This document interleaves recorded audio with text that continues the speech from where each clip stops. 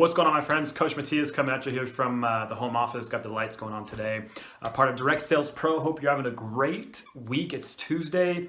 Make sure you've been prospecting out there, staying engaged, staying humble, staying focused, and doing the best you can to get in front of as many people, whether it's sending your company video, doing a one-on-one presentation, inviting someone to a meeting, a convention, seminar, whatever it is, three-way call. Make sure you're staying active. Today's video, like you read up in the headline, we're gonna be talking about long-term and short-term traffic strategies. I see a bunch of trainers out there on the network marketing, direct selling space talking about Facebook Live, Facebook Live, and I think that's great if you have an established social media presence. And one of the most effective ways to build your social media, a lot of people feel that they have to be on social media to build their social media. And the reality is that by producing content, high value content on your blog, press releases, like PR Web, for example, articles, that's how you're really going to attract the qualified people to your social media. See, social media really is a platform where it creates the lifestyle, it creates the reality to the end user who may have found your blog, may have found your video on YouTube, and they want to find out more about who you are. That's where they go. See, when I make a decision out there to buy a product or a course, I first go look at obviously the course, the sales page, but then I go see what that person is doing on social media and how real they are. There's just so many people in our space just training to train, and there's really no value behind that. At the end of the day, you want to be a successful direct seller, right? You want to be successful in what you are doing, and the most important thing that you want to focus on and make sure that you're doing is doing what's right. So going back to the main topic, short-term versus long-term, well, if you don't have an established social media, and let's just say you have 300 friends and you're just getting going, you don't have a fan page built, Facebook Lives are great today, but 2, 3, 5, 6, 7, 8, 10 weeks from now, people are not going back and commenting or seeing that content that you once posted. So it's great to do the interaction today. Hey, I'm live and doing this is what I'm doing. But the actual long term, and I hope you're here for the long term, because if you're not here for the long term, the odds of you creating success are very, very slim. If you study successful people, if you studied anyone else out there, they've isolated themselves in one industry and become a master at it and put into 10, 20, 30,000 hours over 5, 10, 15, 20 years of time to really create the results they're getting. I'm not saying it's going to take you 10 years. I'm not saying it's going to take you 20. Usually it's 3 to 5 years to really establish and grow your business. But especially on social media and internet marketing, it takes about 90 days, sometimes 180 days of continuous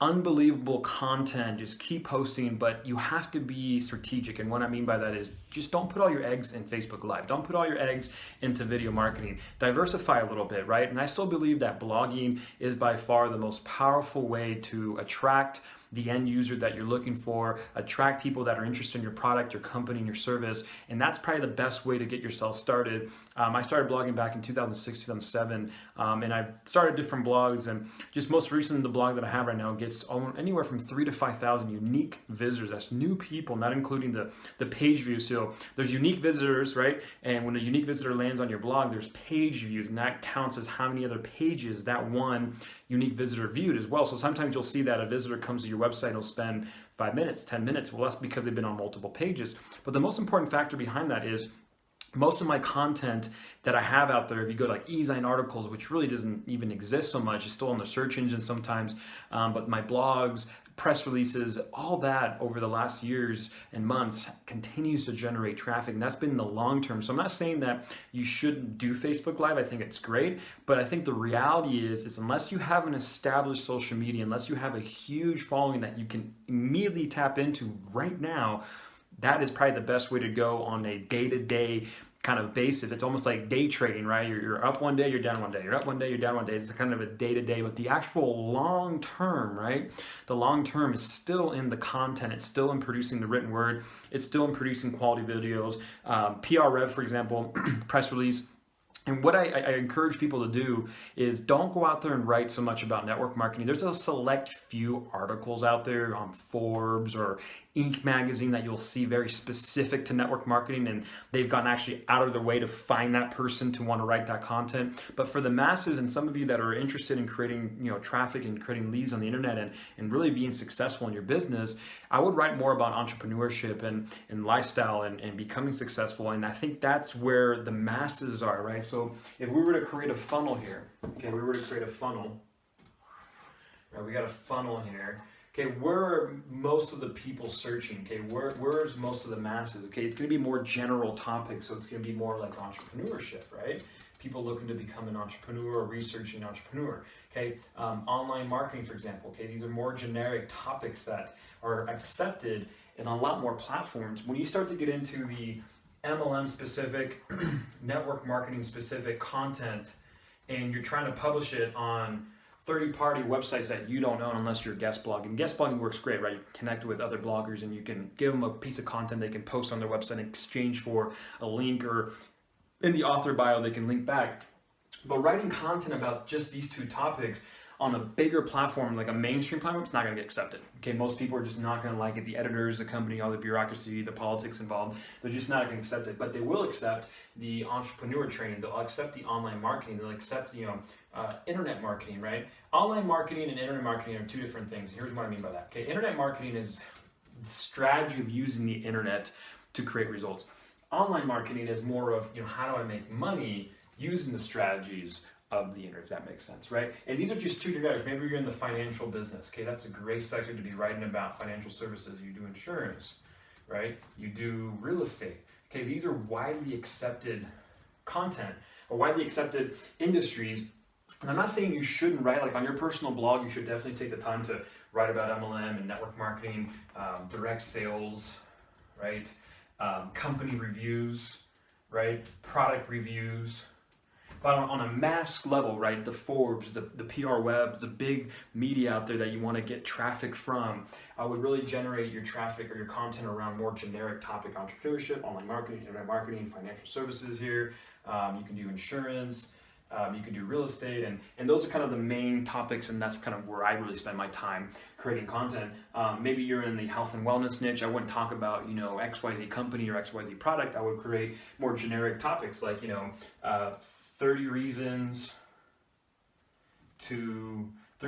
why you should try Whole30. And that's a special kind of diet, for example. That's going to be widely accepted, right? 10 reasons paleo works, right? Just an example, right? Let's just take entrepreneurship. You can do 15 common mistakes entrepreneurs make.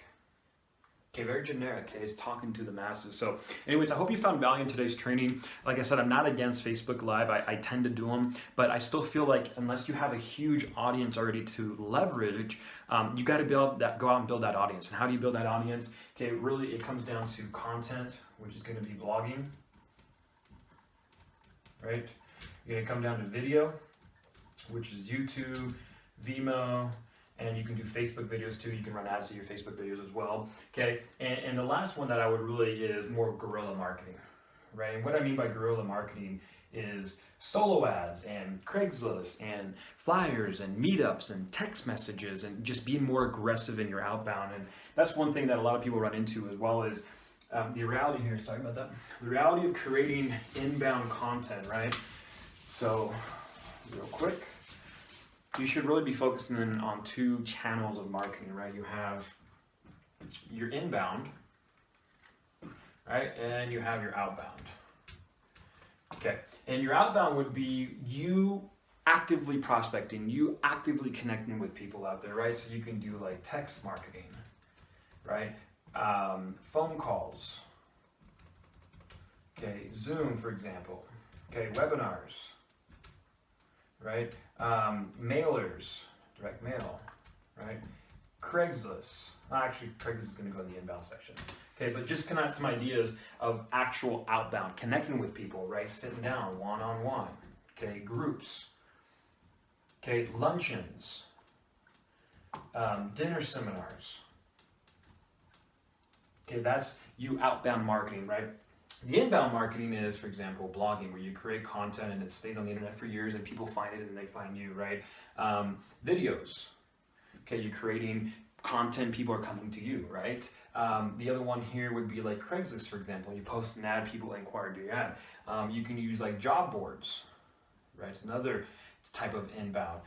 The other one would be, you could do mailers here, but I still believe it's an outbound activity, but you still kind of get people to come in. So we can put mailer here as well. Okay, those work really well. And by the way, there's a company out there called click-to-mail.com, and literally right now for 2.5 cents on the dollar almost, I'm creating these little 3x5 little postcards and following up with prospects. But that's what your marketing should look like, okay, as best as possible. Obviously you don't have time to do all these activities, right? But you should have an outbound system where you're actively outbounding your prospect and you're picking up the phone, you're going to meetups, you're connecting with people, right? And then you have the inbound, which is your long term, which takes, usually the inbound, I would say, takes about 90 to 180 days to really create a solid inbound system, leveraging, you know, free traffic like blogs and videos and Craigslist and so forth. The outbound is instant, right? What I mean by that instant is you can buy some leads right now and text them and get a response. You can buy some leads and call them, you're gonna get a response, right? You do a webinar, boom, you're gonna get a response. You do a luncheon, you're gonna get a response. You go to a meetup, you're gonna get a response. So anyways, just wanna give you guys kind of a overview real quick, long-term, short-term traffic strategies to continue building your direct sales business and understanding the inbound and outbound. We'll go more in a deeper in the next training. I'll give you guys more and more in-depth little specifics on each of these areas, but that's kind of how I formed my marketing. I've learned this over the years through guys like Ray Higdon and Jay Abraham and a lot of top internet marketers and direct response like Dan Kennedy, guys that do direct response marketing, and that's where a lot of the big guys kind of learn, and it kind of kicks down to us. But at the end of the day, okay, inbound, outbound, okay, short term, long term.